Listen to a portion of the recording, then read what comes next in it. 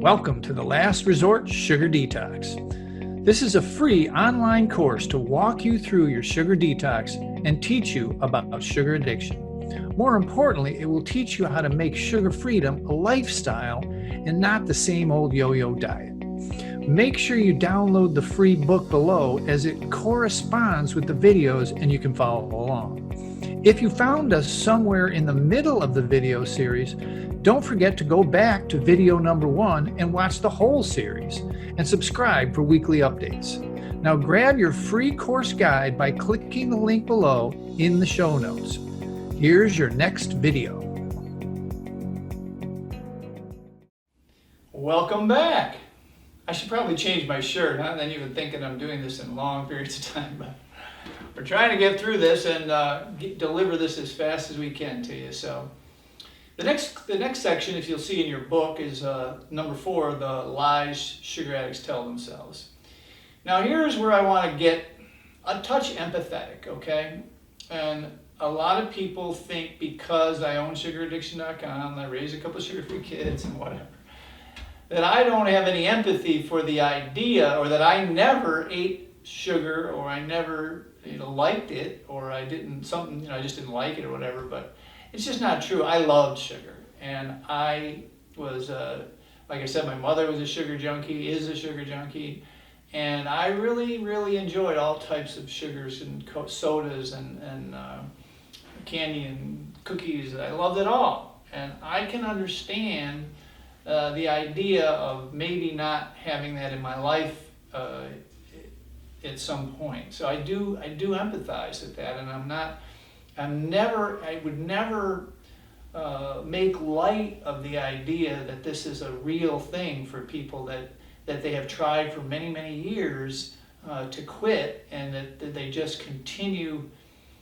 Again, it's like, and you'll probably hear this repeated several times during the course of the lessons, but the idea that you're a capable adult, you're a business owner, you're an employee, a mother, a father, whatever, you have a capable life in front of you, but you just really, every time you try or swear or promise yourself that you're going to quit using sugar for a certain period of time, you can will it, white knuckle it, will it for 3 or 4 days, 2 or 3 weeks, whatever. You lose a little bit of weight, but you always come back. And when you come back, it's that inner dialogue. That it's physical cravings sometimes if you haven't got far enough, but it's that inner dialogue where you're going to tell yourself something like that's on this list. I'm going to read directly from the list. It should probably show up on the screen. If not, then you'll just have to listen. You'll have to read and check it out in the book. But a few of the common lies are, eating sugar will make me feel better. Now, you'd have to be kind of far along for that one to happen, where you're actually realizing that you need that little boost and you're not just craving it, quote unquote. This is the last, I need a drink of water, but this is the last time, right? This is the last time.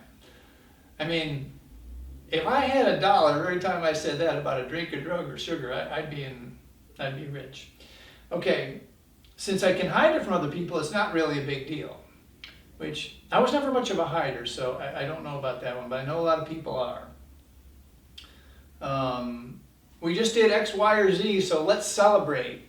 A cake, always, cookies, whatever, drinks, sugary drinks.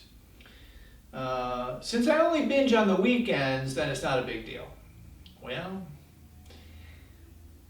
it's really how much it affects you and how much it affects the promises that you make to yourself, right? So you're making promises to yourself that you can't keep or you don't keep. And you want to keep them, but you're not able to for some reason.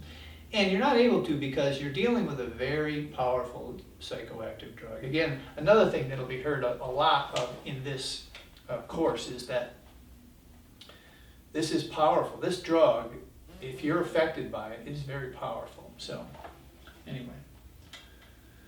What else? I'm a failure.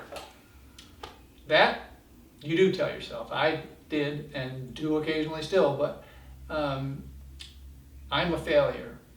And why can't I do this? it's like this hit in self-esteem you take. And the only reason it's happening is because you're not abstinent. And again, I don't want to be this hard person, and I want you to go through this process yourself, but you can't really know, you can't compare apples and apples unless you go through the process and get yourself X amount of days abstinent, clean completely from flour or sugar, and see how you feel, see how your body reacts, see what kind of weight loss you have, see how your skin looks. And after that, then you can make a rationed decision about this, okay? Oh, here's one I alluded to at the beginning. So I have a successful career. I am whatever. I have a lot of successful things going on in my life. So it's okay. And this is a treat that I deserve. And maybe it is, but you're only here because this is something you want to give a try. And if you'll let us help you, both myself personally and the folks in the Facebook group help you, we think that we can get you to a place where you're, how shall we say, you're more able to assess the cost-benefit rewards of ingesting sugar at a given time in your life, especially repetitively or unconsciously. That part is like, that's rough. I mean, when you realize you just ate a whole bag of cookies sitting there watching a TV show, and you don't really remember or don't know how that happened. That's happened to me, by the way, and it's difficult. That sugar is controlling you and you're not controlling it. So a lot of things we tell ourselves around sugar that are not really true. And again, if you do have empathy for drug addicts, people who are drawn physically to it, and this feels like something that might be happening to you, anyway, take a look, and we'll see you in the next chapter. Take care. I hope you enjoyed this video. Don't forget to download the free guide below and follow along. Just follow along in the series, as the episodes are all clearly marked.